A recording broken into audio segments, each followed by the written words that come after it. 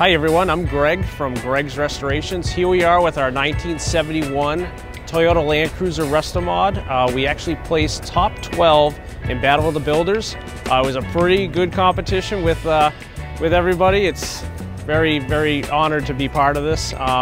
This vehicle is sporting a LS3 V8 with a 5-speed manual transmission. The build took us about just over 2 years to do, between 2,000 and 3,000 hours. What I like about the truck is it's a very custom build, but there's a lot of if you walk up to it, it looks like a stock truck.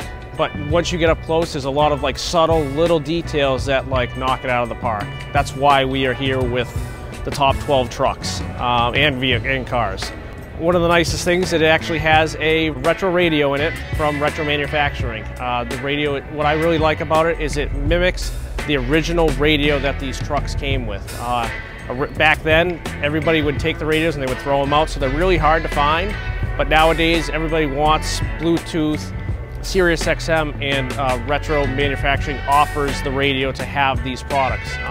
When I reached out to Joe at the company, he loved the vehicle and actually donated a radio for us for the build. It's been a pleasant experience.